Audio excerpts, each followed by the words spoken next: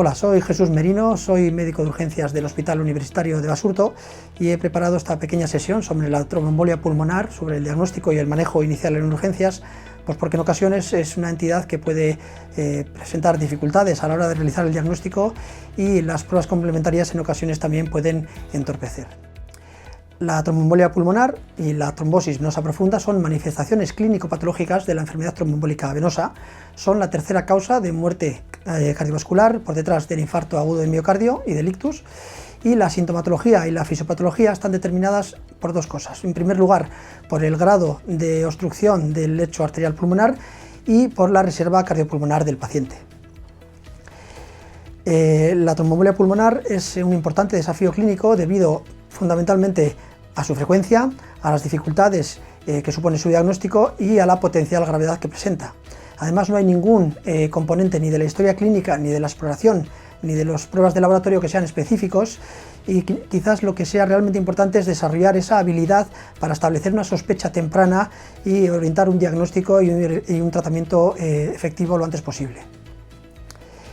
Las causas, como todos sabemos, mayoritariamente y en más del 90% es la migración de material trombótico desde una TVP en miembros inferiores, y además hay otras causas que todos conocemos como émbolos sépticos, embolias tumorales, que son menos frecuentes.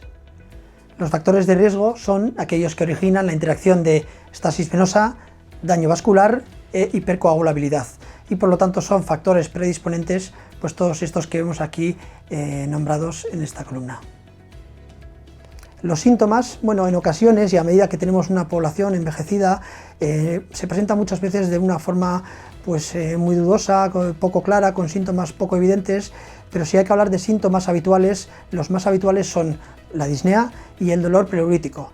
También el episodio sincopal es típico y la hemoptisis suele aparecer cuando ya hay un infarto pulmonar establecido. Además son indicadores de mortalidad precoz, la hipotensión arterial, la hipoperfusión, la oliguria y el estado mental de confusión. En cuanto a la exploración física, no es extraño encontrar una exploración física anodina y hay que vigilar diferentes signos como taquicardia, taquipnea, hipoxemia, febrícula, un desdoblamiento del segundo tono en consecuencia de una hipertensión pulmonar, y es muy importante investigar tanto en la historia clínica como en la exploración síntomas y signos de trombosis venosa profunda en las extremidades inferiores. En cuanto a las pruebas complementarias, que nos quede clara la idea que pueden facilitar, pero también pueden entorpecer el diagnóstico si están mal solicitadas.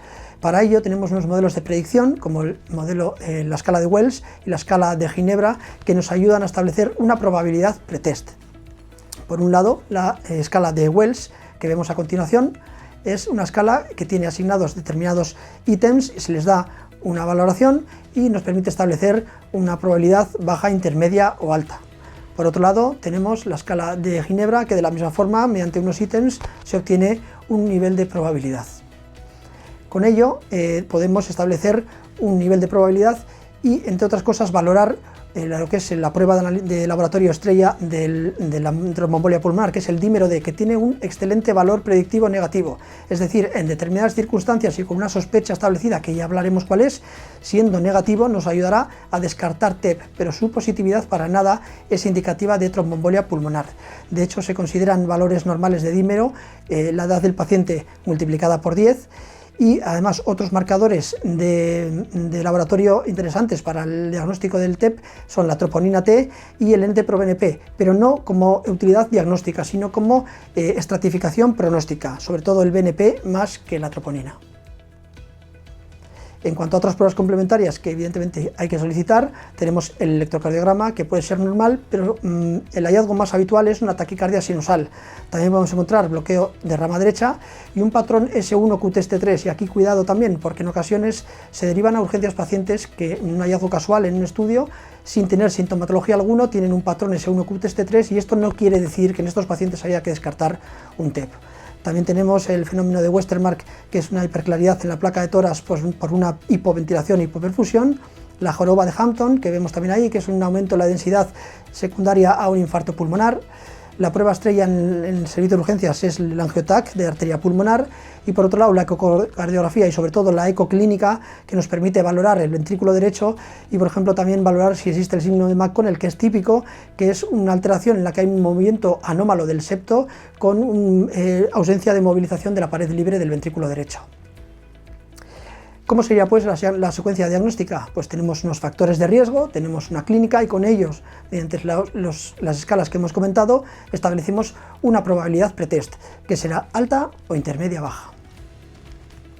En caso de una probabilidad intermedia o baja es cuando solicitamos el dímero D y tiene su valor óptimo, es decir, en caso de que sea negativo nos permitirá descartar un TEP.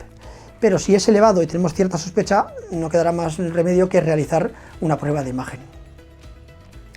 La prueba de imagen puede ser negativa, con lo que descartamos una tromboembolia pulmonar, o puede ser positiva, por lo tanto lo confirmaríamos con el angiotac.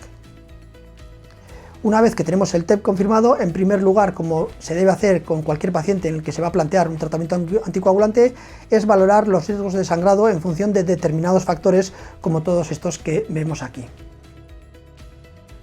Y además habrá que hacer una estratificación del riesgo. Por un lado tenemos el escenario de un paciente con un TEP confirmado, con hipotensión arterial mantenida o signos de shock, que hay que considerarlo un paciente de alto riesgo. Estos pacientes van directamente a una planta de cuidados intensivos, de cardiología intensiva, y en ocasiones ya desde el servicio de urgencias se realiza la fibrinólisis.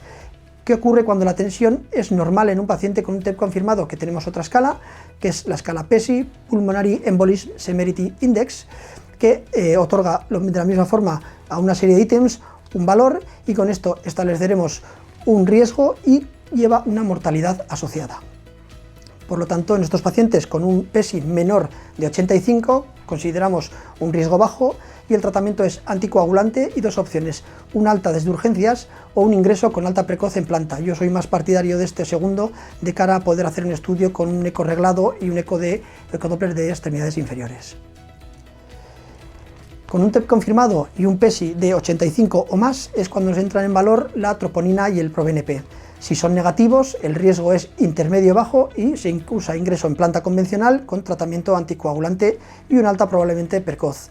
Si el proBNP o la troponina están elevados es cuando mediante una ecoclínica hay que valorar el ventrículo derecho. Si no hay disfunción ni dilatación, seguimos en un riesgo intermedio-bajo igual que antes, pero si hay disfunción o dilatación nos encontramos en un riesgo intermedio-alto, habría que hacer una vigilancia intensiva en planta y valorar la anticoagulación o la fibrinólisis según la situación del paciente. En cuanto al tratamiento en urgencias, importante es la oxigenoterapia para mantener una adecuada saturación, analgesia por el dolor. En caso de shock obstructivo, evidentemente sueroterapia, vasoactivos e incluso inotrópicos, y no demorar el inicio del tratamiento anticoagulante en caso de que haya un riesgo moderado o alto, siempre teniendo en cuenta los riesgos de sangrado.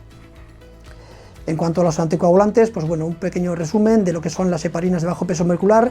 En los primeros 12 horas, en los primeros días interesaría, por ejemplo, con la enoxaparina, tratamiento cada 12 horas a miligramo kilo.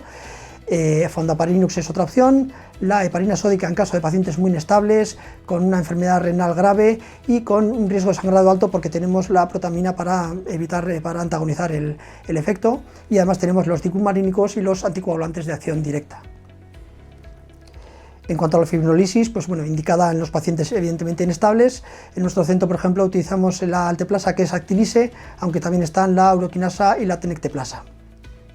Bueno, el filtro de la vena cava inferior, que se utiliza en casos de contraindicación absoluta para anticoagulación, TEP recurrente a pesar de tratamientos anticoagulantes, aunque esto ya es algo que no pertenece al manejo de la urgencia hospitalaria.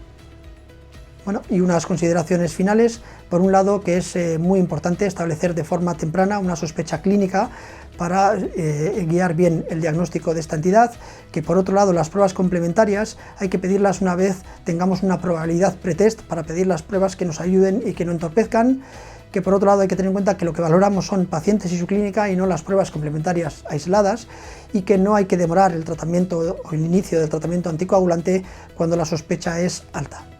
Pues nada, con esto termino la sesión, espero que sea de utilidad, así que muchas gracias.